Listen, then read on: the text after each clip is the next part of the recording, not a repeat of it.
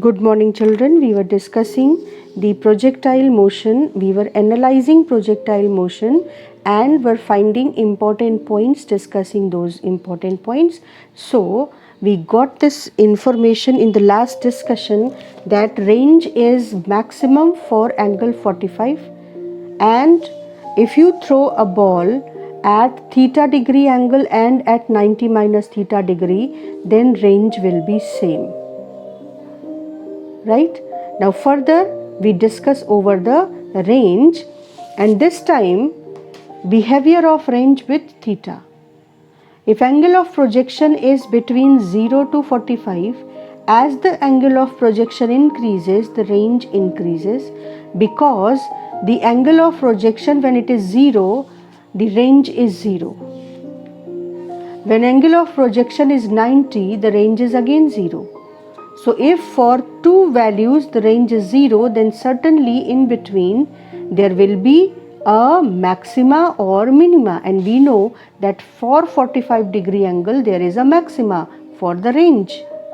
So range at 45 becomes maximum when it is the angle of projection is increasing from 0 to 45, the range is increasing, and at 45 range becomes maximum. But of course after 45 degree angle of projection the range will start decreasing. Is it clear? Second point I want to mention is that if the range of the two balls is same, the velocity with which they were projected were same, then we know that angle between the angle for their projection will be theta and 90 minus theta for a given value of projection velocity. If the range is same, then angle of projection will be theta and 90 minus theta. But just look at the time of flight. This ball is covering less distance and this ball is covering more distance, so the ball 2 will have a greater time of flight. But here we can focus on the point that vertical component uy for this ball, for the second ball, is more. So the vertical component will drag the ball up to more height. So I can relate time of flight by the length of the path, and I can say that the second ball will have more time of flight, and I can relate the time of flight in this specific situation with the vertical component of velocity, and I can say the ball which is having same range and they are thrown with same velocity, the ball which will have more vertical component, that is uy, will take more time to come to ground. In the last discussion we were having equal range, and in this discussion I am having equal height now. See, the two objects are thrown at different angle with different velocity and they are having same height. So now we are going to analyze all the aspects when the balls are having same height. Now just look at the formula for maximum height attained by a projectile, and it is u square sine square theta upon 2g. U sine theta, you know, is the vertical component of velocity. You know that this is u cos theta and this is u sine theta component, right? If it is u2, then u2 cos theta 2, u2 sine theta 2. If it is u1, then u1 cos theta 1, u1 sine theta 1. So I am not mentioning them specifically. Generally we know that u sine theta is the vertical component, and if height is equal, this implies that certainly the vertical component will be equal. इसको दो तरह से समझो, जिसका you Y ज़्यादा होगा उसका H maximum ज़्यादा होगा, और दूसरी तरह से अगर दो बॉल का एच मैक्सिमम सेम है तो उनका इस फॉर्मूले के अकॉर्डिंग यू वाई सेम होगा।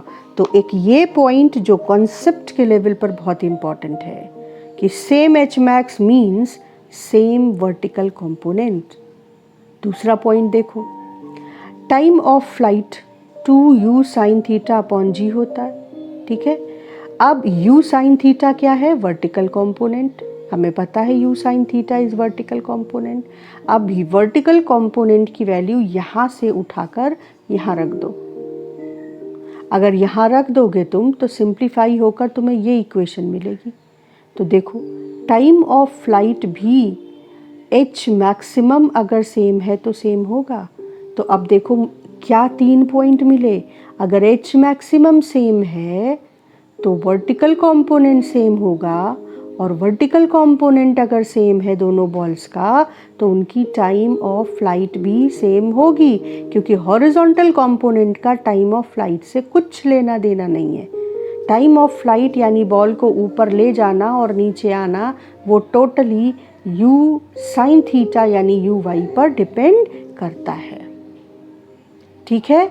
तो ये कॉन्सेप्ट दोनों बात समझ में आई। अगर h मैक्सिमम सेम है तो वर्टिकल कंपोनेंट सेम होंगे और टाइम ऑफ फ्लाइट भी सेम होगी दो बॉल्स की। तो पीछे हम लोगों ने रेंज इक्वल थी तब क्या होगा बात की। अब हम लोग बात कर रहे हैं अगर h मैक्सिमम इक्वल होगा तो क्या होगा। अब बात करो रेंज की। जिसका टाइम ऑफ फ्लाइट ज़्यादा है उसकी रेंज ज़्यादा होती है, लेकिन यहाँ पर टाइम ऑफ फ्लाइट सेम है। तो अब रेंज किस पर डिपेंड कर रही है? ux पर। और तो क्या हम ये कह सकते हैं कि जिसकी रेंज ज़्यादा है, टाइम ऑफ फ्लाइट तो दोनों बॉल्स का सेम है, तो जिसकी रेंज ज़्यादा है क्या हम ये कंक्लूजन ड्रॉ कर सकते हैं कि उसका ux ज़्यादा होगा? और इसका उल्टा भी ड्रॉ कर सकते हैं कि जिसका ux ज़्यादा होगा उसकी रेंज ज़्यादा होगी, जिसका uy ज़्यादा है उसकी हाइट ज़्यादा होगी, मैक्सिमम हाइट, और जिसका हॉरिजॉन्टल कंपोनेंट ज़्यादा है, अगर टाइम ऑफ फ्लाइट सेम है दो बॉल्स का, तो जिसका हॉरिजॉन्टल कंपोनेंट ज़्यादा है उसकी रेंज ज़्यादा होगी। और उल्टा क्या कह सकते हैं कि जिसकी रेंज ज़्यादा है, यहाँ पे दिख रहा है हमको कि सेकंड बॉल की रेंज ज़्यादा है, तो जिसकी रेंज ज़्यादा है उसका हॉरिजॉन्टल कंपोनेंट ज़्यादा होगा। तो ये और एक पॉइंट हुआ जो ध्यान करने वाला है। फिर जो वेलोसिटी है u1 u2 वो दोनों की अलग है, ठीक है। हमको पता है कि दोनों का हॉरिजॉन्टल वर्टिकल कंपोनेंट सेम है, टाइम ऑफ फ्लाइट सेम है, लेकिन दोनों का जो ux है हॉरिजॉन्टल कंपोनेंट वो अलग है। इसी वजह से दोनों सेम टाइम ऑफ फ्लाइट में अलग अलग रेंज कवर कर रहे हैं। तो अगर मैं पूछूं कि इन दोनों वेलोसिटीज़ में क्या रिलेशन है, तो दोनों वेलोसिटीज़ को हम क्या ऐसे लिख सकते हैं, x component square plus y component square for u1 and u2। अब y कंपोनेंट दोनों के सेम है, तो जिसका x कंपोनेंट ज़्यादा होगा उसकी वेलोसिटी ज़्यादा है, और किसका x कंपोनेंट ज़्यादा होगा? जिसकी रेंज ज़्यादा है। तो यहाँ पर सेकंड बॉल की रेंज ज़्यादा है, तो सेकंड बॉल का हॉरिजॉन्टल कंपोनेंट ज़्यादा होगा, इसलिए सेकंड बॉल की वेलोसिटी u2 u1 से ज़्यादा होगी। तो ये एक और पॉइंट एनालाइज करने का, कॉन्सेप्ट डेवलप करने का कि कुछ क्वेश्चंस तो हमको इस डिस्कशन से सीधे मिल जाएंगे। ये डेप्थ में बात को समझने का एक तरीका है कि हमने सारे एस्पेक्ट्स, मैक्सिमम हाइट हो तो क्या होगा, मैक्सिमम रेंज हो तो इक्वल हाइट हो तो क्या होगा, इक्वल रेंज हो तो क्या होगा। तो अगर इक्वल हाइट है तो वर्टिकल कंपोनेंट बराबर होंगे, और जिसकी रेंज ज़्यादा होगी उसका हॉरिजॉन्टल कंपोनेंट बराबर होगा, क्योंकि टाइम ऑफ फ्लाइट भी वर्टिकल कंपोनेंट के साथ इस केस में बराबर होगी।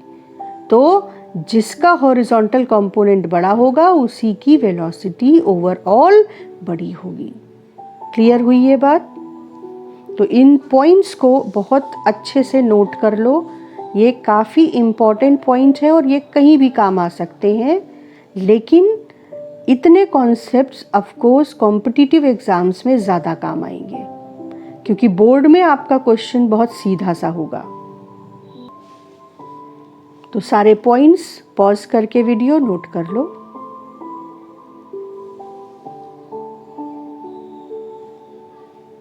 अब बोर्ड के लिए ये बहुत इम्पॉर्टेंट क्वेश्चन है और बहुत फेमस क्वेश्चन है। क्या है ये सवाल, देखते हैं। Question is that a man can throw maximum height, a man can throw a ball up to maximum height h. Then what will be its maximum range, right? Now just look at the way we have to solve this problem. If velocity of projection be u, let us take the velocity of projection to be u, then in what condition the man can throw the ball up to maximum height? When he throws the ball directly up, that is angle of projection is 90 degree. So if angle of projection is 90 degree, then height can be taken as final velocity 0, initial velocity vertical, पूरा component vertical हो गया। आपने अगर ball को सीधे ऊपर फेंका तो पूरा का पूरा जो वेलोसिटी है वो वर्टिकल है, तो हॉरिजॉन्टल डायरेक्शन में कोई कंपोनेंट है ही नहीं वेलोसिटी का, पूरी वेलोसिटी वर्टिकल डायरेक्शन में है। तो यू स्क्वायर ऊपर की ओर है तो प्लस यू स्क्वायर। इसके बाद 2 और फिर एक्सेलरेशन जी हमेशा नीचे की ओर होता है, और जो क्वांटिटीज़ नीचे की ओर है उन्हें हम इक्वेशन ऑफ मोशन में रखते समय माइनस साइन के साथ रखते हैं, तो माइनस जी हो गया। और क्योंकि हाइट ऊपर की ओर है तो हाइट प्लस में हो गई। वैसे भी हाइट हमको क्योंकि कैलकुलेट करनी है, तो जो चीज़ कैलकुलेट करते हैं उसे कोई साइन नहीं देते हैं, तो हाइट की वैल्यू हो गई यू स्क्वायर अपॉन 2g। तो क्वेश्चन में क्या था कि a man can throw a ball up to maximum height h, तो हमने कहा कि मैक्सिमम हाइट तो तभी पहुंचती है हर तरीके से मैक्सिमम जब वो सीधा ऊपर फेंके बॉल को, और वो वैल्यू होती है इतनी। ठीक, अब दूसरा मैक्सिमम रेंज। अब हमें पता है कि वो मैक्सिमम रेंज में बॉल कब फेंक सकता है, जब वो बॉल को 45 डिग्री पर फेंके। लेकिन उसकी वेलोसिटी क्वेश्चन ने डिसाइड कर दी है। उसने कहा कि वो मैक्सिमम हाइट तक बॉल को फेंक सकता है यू वेलोसिटी से। तो हमने 90 डिग्री का एंगल ऑफ प्रोजेक्शन का कंडीशन लगाकर ये कहा कि भाई उसकी हाइट और यू के बीच ये रिलेशन है, तो u इज़ √2gh। अब उसका u तो फिक्स हो गया, क्योंकि कोई आदमी किसी बॉल को जिस वेलोसिटी से थ्रो कर सकता है वो वेलोसिटी हम मान सकते हैं कि उसकी ताकत एक वैल्यू है, एक फिक्स वैल्यू है उसकी ताकत, यानी उसकी velocity with which that man can throw the ball. तो अगर 90 डिग्री एंगल पर थ्रो करता है तो इतनी हाइट है, इससे हमको u मिला, और वो u हमने यहाँ पे लिया और हमने कहा दूसरी कंडीशन रेंज के लिए कि वो 45 डिग्री पर फेंको तो रेंज मैक्सिमम होगी। तो अब 45 डिग्री और u, ये दो वैल्यूज़ हमको रेंज के केस में मिल रही हैं, और अगर रेंज के केस में ये दो वैल्यूज़ मिल रही हैं तो रेंज कैसे निकालते हैं? u cos angle of projection time of flight, ठीक बात है। और फॉर्मूला क्या निकलता है? u square sine 2 theta upon g। अब यहाँ पे क्योंकि सिचुएशन ऐसी है कि हम फॉर्मूला सीधे यूज़ कर सकते हैं। u कितना है? √2gh, तो u स्क्वायर 2gh हो गया। साइन 2 थीटा, थीटा 45 है तो साइन 2 थीटा 1 है, तो u स्क्वायर हो गया 2gh, साइन 2 थीटा हो गया 1 अपॉन g। इससे देखो तुमको मिल रहा है 2h। तो हमने क्या समझा कि अगर किसी आदमी को मैक्सिमम हाइट h तक बॉल फेंकनी है, अपनी पूरी जितनी हाइट वो अटेन करा सकता है बॉल को, तो उसको सीधे ऊपर फेंकना होगा, और उस केस में उसकी वेलोसिटी इतनी फिक्स हो गई, क्योंकि उसकी बॉल को ऊपर फेंकने की ताकत एक लिमिटेड वैल्यू है। और उसके बाद इसको यूज़ करके रेंज की वैल्यू हमने निकाली तो हमें पता चला कि 2h होगी मैक्सिमम रेंज की वैल्यू, यानी वो मैक्सिमम उस u वेलोसिटी से किसी बॉल को कितनी दूर फेंक सकता है, 2h दूर। अगर वो h हाइट तक ऊपर फेंक सकता है तो 2h हाइट तक हॉरिजॉन्टल फेंक सकता है। और इसको हम सीधे भी कर सकते थे डायरेक्टली। कैसे? Maximum height u square upon 2g है। हाइट की डिफरेंट वैल्यूज़ में for u maximum height u square upon 2g है, और रेंज की डिफरेंट वैल्यूज़ में maximum range u square upon g है। तो इन दोनों को कंपेयर करो, तो अगर वो h हाइट तक फेंक सकता है तो वो 2h हाइट तक, क्योंकि maximum range is just twice the maximum height. तो अगर वो h हाइट तक बॉल फेंक सकता है तो वो 2h रेंज तक बॉल फेंक सकता है। अच्छा सवाल है, बोर्ड के लिए बहुत इम्पोर्टेंट सवाल है, इसको नोट करो, ये कई बार पूछा जा चुका है।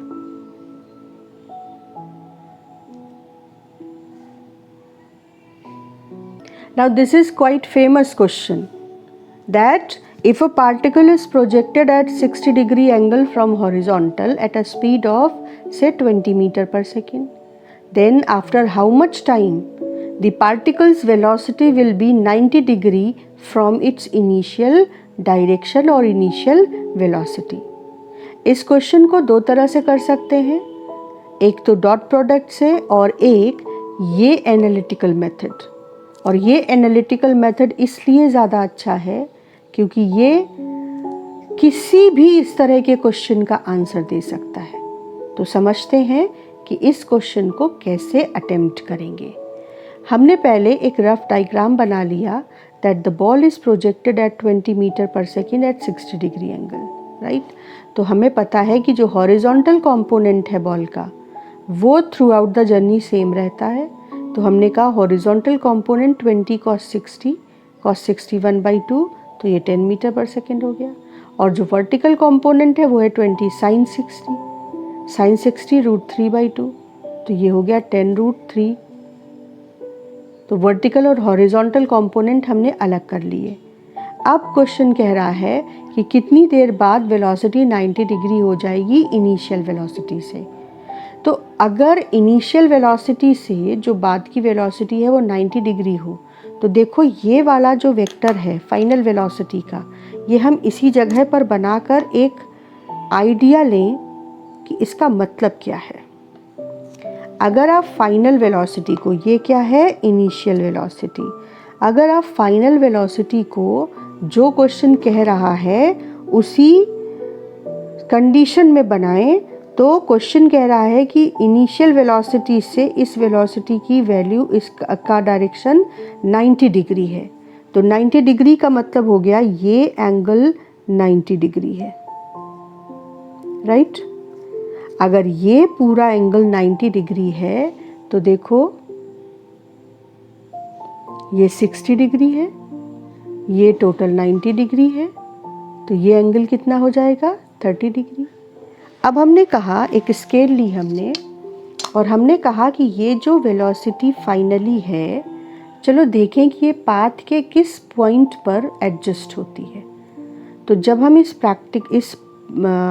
स्केल को ऐसे मूव कराएं कि ये इस वेलोसिटी के पैरेलल रहे, तो हमको पता चलता है कि इस पॉइंट पर जो वेलोसिटी की डायरेक्शन है वो इसके पैरेलल होगी। तो हमने यहाँ पर वेलोसिटी टेंजेंट ड्रॉ कर दिया। अब हम जानते हैं कि इस पॉइंट से चलकर जब बॉल यहाँ पहुँचेगी तो उसकी वेलोसिटी इनिशियल वेलोसिटी से 90 डिग्री पर हो जाएगी। और हमको ये भी पता है कि उस समय ये जो फाइनल वेलोसिटी है ये हॉरिजॉन्टल से 30 डिग्री का एंगल बना रही है। तो हम कहेंगे कि ये वेलोसिटी का horizontal component, final horizontal component, ये इतना ही रहेगा जितना कि इनिशियली था 10 मीटर पर सेकेंड, क्योंकि ये तो बदलता ही नहीं है। तो यहाँ पे इसी वैल्यू को उठा के लिख दिया। अब हमें ये भी पता है कि ये जो फाइनल वेलोसिटी v है ये हॉरिजॉन्टल से 30 डिग्री बना रही है, यहाँ से पता है। तो हमको क्या पता है कि tan 30 is always the resultant makes angle from one of the vector always that is given by y component upon x component, और y component हमको पता नहीं है तो y component इस इक्वेशन से निकाल लें। अब सोचोगे तुम कि y component क्यों निकालना चाहते हैं, तो अभी क्लियर होता है। y component will be x component into tan 30। tan 30 क्या है 1/√3। x component क्या है ये 10। तो देखो वर्टिकल कंपोनेंट आ गया 10/√3। कैलकुलेशन बेटा चेक करते चलना, मेरे से कहीं गलती हो तो आप उसको पकड़ना। तो वर्टिकल कंपोनेंट 10/√3 हुआ। तो अब देखो हमें टाइम पता करना है, और टाइम पता करने के लिए अगर मुझे इनिशियल वर्टिकल पता है, फाइनल वर्टिकल पता है, एक्सेलरेशन पता है, तो हम टाइम नहीं पता कर सकते इस फॉर्मूले का यूज़ करके कि final vertical velocity is equal to initial vertical velocity plus 80। Final vertical velocity हमने यहाँ निकाली है 10√3। जब वैल्यू रख रहे हैं तो देखो, क्योंकि जो फाइनल वर्टिकल वेलोसिटी है उसकी डायरेक्शन नीचे की ओर है तो वो माइनस साइन के साथ रखा। जो इनिशियल वर्टिकल वेलोसिटी है जो कि हमें पता है 20 sin 60 दैट इज 10√3, वो क्योंकि ऊपर की ओर है तो प्लस साइन के साथ। फिर a यानी g नीचे की ओर है तो -10 इंटू t। तो सिंप्लीफाई करेंगे तो जो टाइम है उसकी वैल्यू ये आ जाएगी, और अब आप डेसिमल में इसकी वैल्यू निकाल सकते हैं जो भी हो। ठीक है, आप इसको कैलकुलेट कर लेना, क्योंकि रैंडमली वैल्यूज़ लेकर ये क्वेश्चन फ्रेम किया है तो इसका आंसर जो भी आएगा वही इसका आंसर होगा।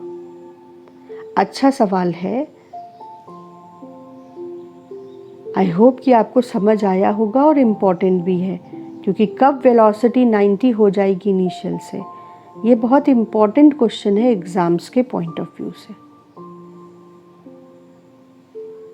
अब न्यूटन फिजिक्स में एक क्वेश्चन है, क्वेश्चन नंबर नहीं, न्यूटन फिजिक्स नहीं सॉरी, एच.सी. वर्मा में क्वेश्चन नंबर 38, और वो क्वेश्चन क्या कहता है कि a ball is projected from a point on the floor with 15 metre per second at an angle of 60 degree, ठीक, with the horizontal. Will it hit a wall 5 metre away from the point of projection and without hit the ball 5 meter away from the point of projection without hitting the floor, and will the answer differ if the ball is 22 meter away? अगर आपने एक ball को फेंका 60 degree angle पर 15 metre per second की velocity से, तो पूछ रहे हैं कि क्या ये 5 मीटर दूर जो बॉल है, एक वॉल है, उसको हिट करेगा बिना फ्लोर को टच किए। और अगर इसी क्वेश्चन में वॉल 22 मीटर अवे होती, then will the answer change. तो इसको हम टोटल एनालाइज करेंगे, हम सिर्फ क्वेश्चन पर फोकस नहीं रहते हैं।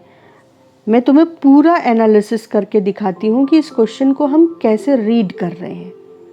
सबसे पहले तो गिवन वैल्यूज़ की हेल्प से हमने रेंज निकाली, और अगर सीधा सीधा, क्योंकि ये सीधा पैराबोलिक पाथ है, पूरा पैराबोलिक पाथ, तो ऑब्वियसली सीधे फॉर्मूला यूज़ कर लेते हैं।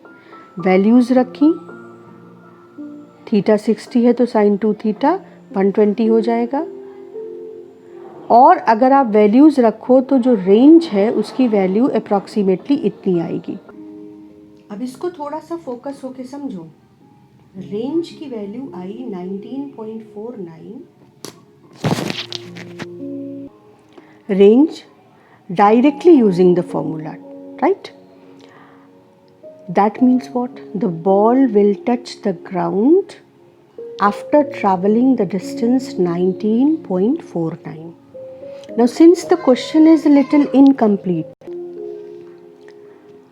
so 19.49 मीटर ट्रैवल करने के बाद बॉल अर्थ को टच करेगी, ठीक है, तो मैक्सिमम हाइट पर कितनी बार समय बाद पहुंचेगी? 19.49 का हाफ वैल्यू, दैट इज 9.745।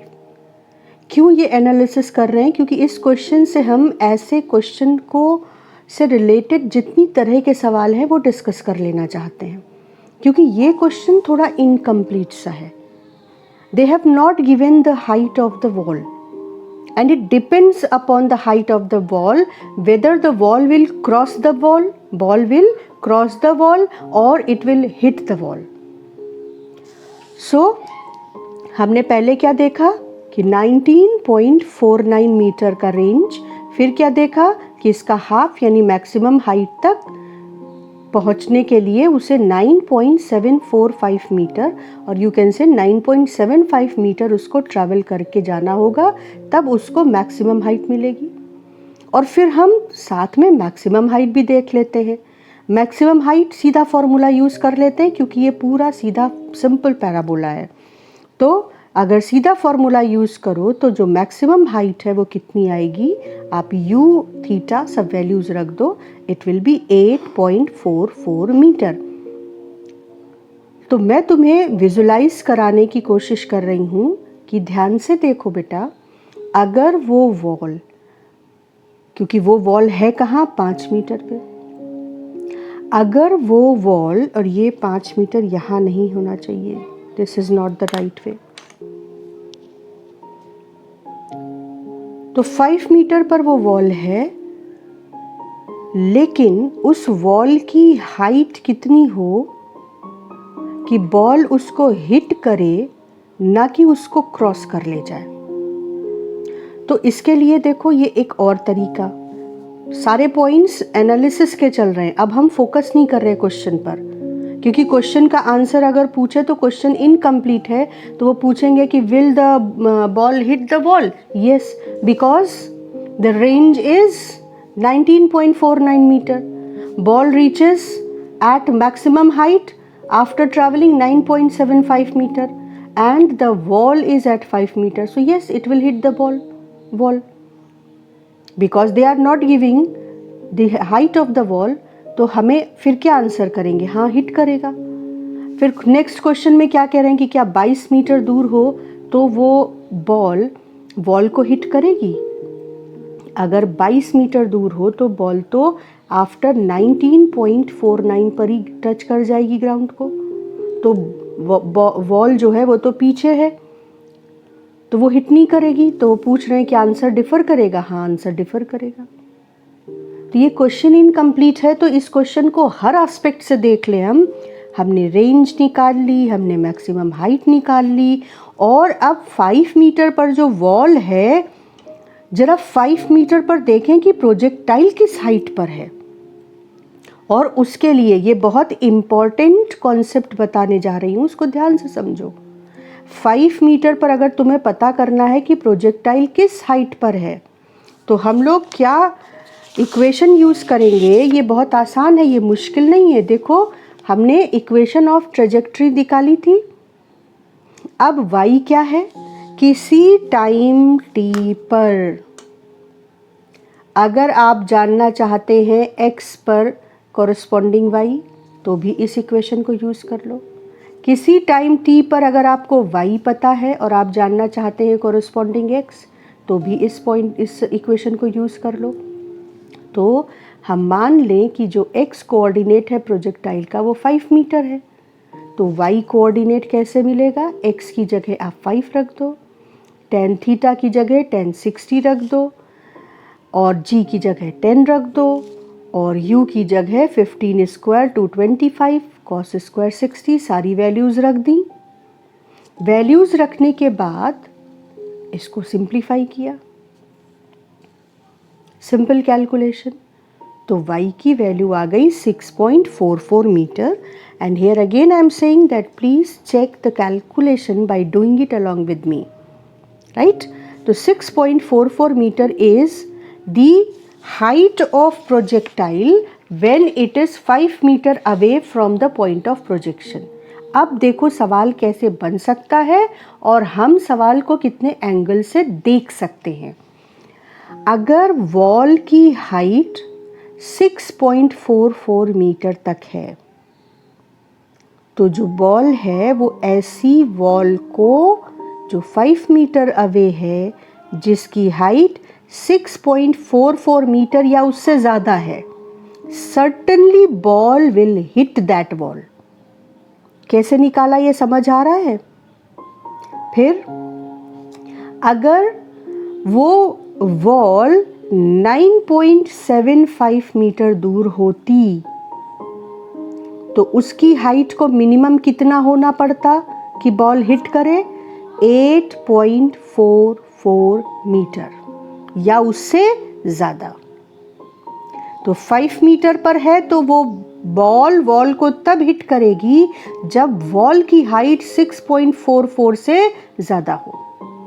और अगर बॉल मैक्सिमम 8.44 मीटर तक जाती, मैक्सिमम हाइट बॉल की 8.44 मीटर है, maximum height attained by the ball, and the ball attains this height after traveling 9.74 or 75 meter from the point of projection.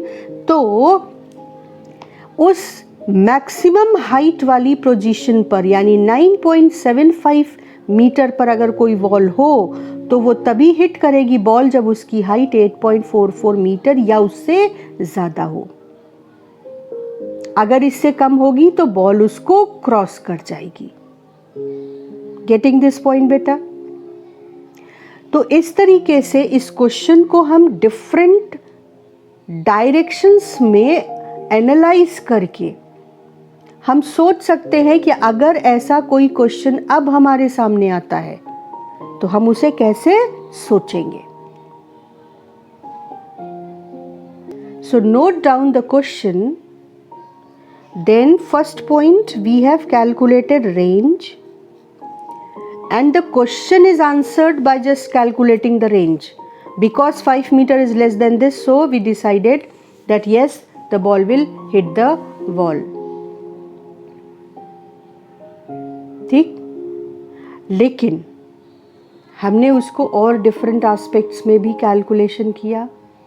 वो सारे points आप note करो और जो भी मैंने समझाया उसको भी नोट करो